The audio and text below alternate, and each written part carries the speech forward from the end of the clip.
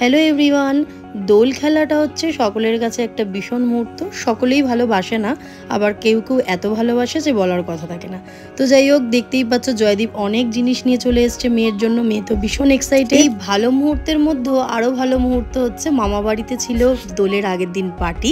অনেক দিন পর মেসো মাসি, আমার মা বাবা সবাই মিলে একসাথে অনেক দিন পর গল্প আড্ডা মজা প্রত্যেক ইয়ারে আর কি আমরা যাই মধ্যমগ্রামে, কিন্তু এবছর বাবা মা সবাই এসেছিল মামা বাড়িতে, আর আমি আর মেয়ে চলে গিয়েছিলাম এই আনন্দে সামিল হতে।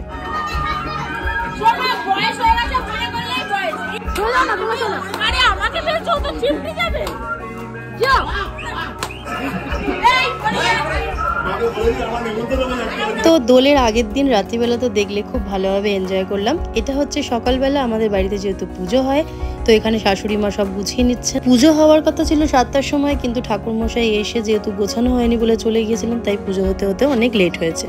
মেয়ে এখানে ঘুমু করছে, এখনো ওঠেনি, তাকে এখনো তোলা হয়নি, সে উঠলেই তো তাণ্ডব।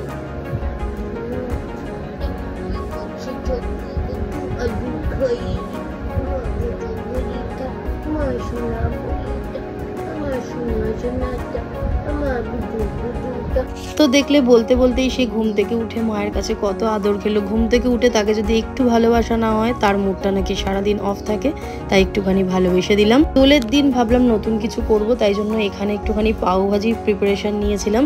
অনেকদিন ধরেই মেয়ে বায়না করছিল, এখানে আলু সেদ্ধ করতে দিয়ে দিয়েছি। মেয়ে পাও ভাজিটা খায়নি কোনোদিনও, কিন্তু তাও বললো মা একদিন আমাকে একটুখানি বানিয়ে দেবে। তো ভাবলাম আজকে দোল পূর্ণিমা, আজকে সকালটা একটুখানি ভালো খাবার দিয়ে শুরু হোক। তো মেয়েকে উপরে খাবার দিয়ে আমি নিচে চলে এসেছি রান্না করতে। আজকে যেহেতু মাটন হবে, তাই জন্য এখানে আমি রান্না সকাল সকালই বসিয়ে দিয়েছি।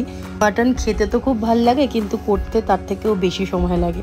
তো যাই হোক, এখানে আমি রান্না করে নিচ্ছি, তারপর মেয়ের সাথে আবার একটুখানি হোলি খেলবো। ও তো ছোটো মানুষ, ও তো আর বোঝে না, তাই জন্য ভীষণ এক্সাইটেড। মা তোমার কখন রান্না হবে আর আমি শুরু করব খেলা। যেহেতু ঝাল খায় না, তাই মেয়ের জন্য এখানে একটু স্টু বসিয়ে দিয়েছি। হচ্ছে রং খেলার প্রস্তুতি চলছে বাবা আর মেয়ে। ভাবি ভাবি কেমন আনন্দ হচ্ছে বল? ভালো হচ্ছে না? হ্যাঁ হ্যাঁ হ্যাঁ, আগে রংটা মাখুক, নাহলে ও বলতে পারছে না কেমন হচ্ছে। আরো হবে আরো হবে। হ্যাঁ একদম বাজে। ঠিক হয়েছে ঠিক হয়েছে।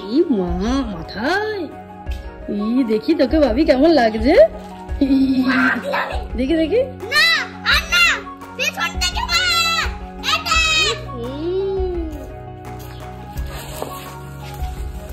করে দিল আমাকে পেছনে। এই এত দিও না, এত দিও।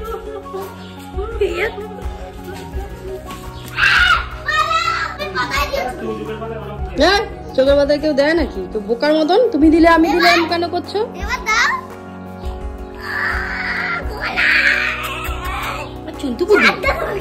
আর ভূত করে দিয়েছে। তুমি কেন জলটা দিচ্ছ?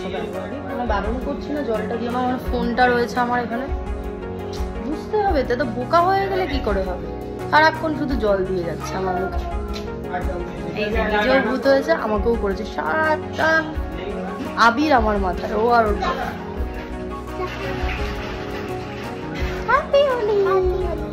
আমরা এখন আমার মামা বাড়িতে খেলা করতে এসেছি। এই যে সবাই মিলে এখন খেললাম। এখন আমরা যাবো আর একজনের বাড়িতে।